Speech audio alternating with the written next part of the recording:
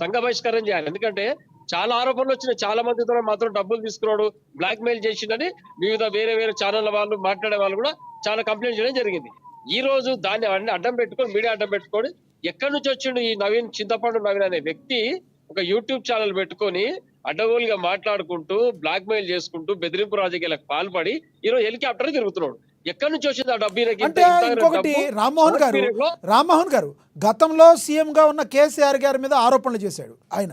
అదేవిధంగా ఇప్పుడు సీఎంగా ఉన్న రేవంత్ రెడ్డి మీద మళ్ళీ తీవ్రంగా ఆరోపణలు చేస్తున్న పరిస్థితి.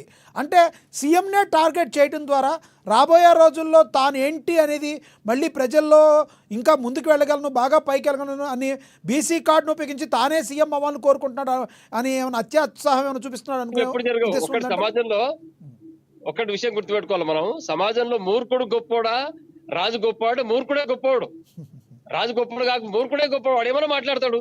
కాబట్టి ఇటువంటి వ్యక్తులను సమాజం ఆలోచన చేయాలి. ఏం చేయాలి? ప్రజలందరూ ఆలోచన చేయాలి. ప్రజలు ఏమనుకున్నారు? మోసపోయారు. మీరు కల్లబల్లి మాటలకు ఫోన్ చేసి ఎవడరా నువ్వు అవతలా మామూలుగా అన్యాయం జరిగిందని డైలాగులు కొట్టేసరికి భారీగా పడిపోయి, అబ్బా నవీన్ అంత వ్యక్తి, ఈయనంత నీతివంతుడు సచ్చినుడు లేరని ఆయనకి ఏదో సపోర్ట్ చేస్తే, మోరల్ సపోర్ట్ చేస్తే ఈ రోజు ఎమ్మెల్సీ గద్దె మీద కూర్చొని ఎమ్మెల్సీ గెలిచిన తర్వాత బీసీల ప్రతినిధి ఒక సర్వే రిపోర్ట్ చించి పారేయడం. ఒకవేళ సర్వే తప్పుంది, వాస్తవం మేము కూడా అంగీకరిస్తే కాంగ్రెస్ పార్టీ బీసీ సర్వే తప్పు చేసింది. దానికి ఒక పద్ధతి ఉంటుంది మాట్లాడడానికి, నిరసన తెలపడానికి. నువ్వు సొంత పార్టీ సభ్యులు అయ్యండి, పిసిసి మెంబర్ అయ్యండి, ఈ యొక్క ఎమ్మెల్సీ స్థానంలో ఉండి గాంధీ భవన్ కు కూర్చొని మీ యొక్క పార్టీ అధ్యక్షుడితోనో లేకపోతే మీ అధినేత్రి సోనియా గాంధీతో మాట్లాడి తప్పులు జరిగిన సవరణ చేయించే విధంగా ఉండాలి. కానీ దీని అడ్డం పెట్టుకొని రామ్మోహన్ గారు ఆయన కూర్చున్న చెట్టు కొమ్మను నరుకుడా నరుకోవచ్చా? బీఆర్ఎస్ పార్టీ ద్వారా ఆయనకి తెరుచుకోవు.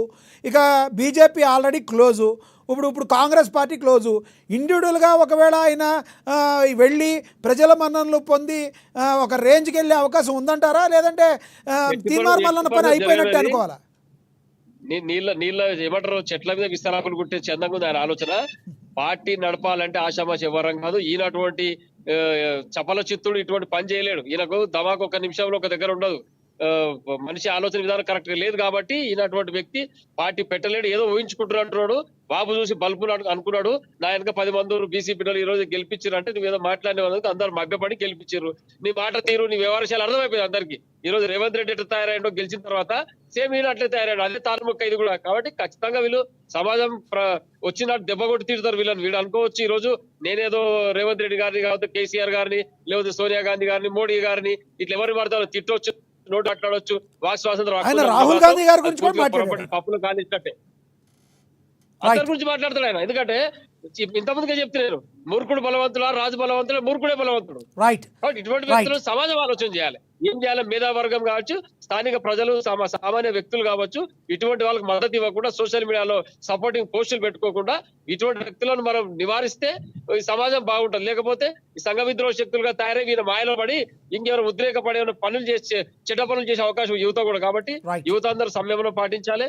ఇటువంటి దగాకోరు వ్యక్తుల మాట ఎవరు నమ్మరాదు. ప్రభుత్వాన్ని నిలదీయాలంటే అందరు నిలదీయవచ్చు, తప్పులేదు అందులో. కానీ ఒక పద్ధతి ఉంటుంది దేనికైనా కానీ. దానికి ప్రతిపక్షాల్లో మేధావర్గం ఉంది, మీడియా ఉంది, పత్రికా రంగం ఉంది, ఎలక్ట్రానిక్ మీడియా ఉంది, అన్ని ఉన్నాయి. కానీ భాష, భావజాలం, ఆలోచన విధానం కూడా చాలా ఇంపార్టెంట్. ఇటువంటి నవీనటువంటి వ్యక్తులు సమాజానికి వాళ్ళు పట్టించుకోవద్దు. మనం ఖచ్చితంగా చర్యలు కూడా తీసుకోవాల్సిన అవసరం ఉంది. దానిపైన కాంగ్రెస్ పార్టీ ఆలోచన చేయాలి. రైట్, మళ్ళీ వస్తాం మీ దగ్గరికి. మనతోటి కాంగ్రెస్ అధికార ప్రతినిధి డాక్టర్ శివకుమార్ లాల్ గారు, ఆయనతో మాట్లాడదాం. శివకుమార్ లాల్ గారు నమస్తే సార్. నమస్తే అండి. శివకుమార్ లాల్ గారు, నమస్తే. తీన్మార్ మల్లన్న మీ కాంగ్రెస్ పార్టీ నేత, ఇప్పుడు ఆయన సస్పెండ్కి గురయ్యారు. కానీ ఈ రోజున ఆయన డైరెక్ట్గా సీఎం రేవంత్ రెడ్డిని టార్గెట్ చేసి, రాహుల్ గాంధీ గారిని టార్గెట్ చేసి మాట్లాడుతున్న పరిస్థితి ఎలా చూస్తారు మీరు? రానున్న రోజుల్లో తీన్మార్ మల్లన్న పరిస్థితి ఏ విధంగా ఉండబోతుంది మీ కాంగ్రెస్ పార్టీలో? క్షమాభిక్ష ఏమైనా పెడతారా? ముందుగా ఏఎన్ఎన్ న్యూస్ ప్రేక్షకులకు, మీకు ప్యానెల్ ఉన్న వారికి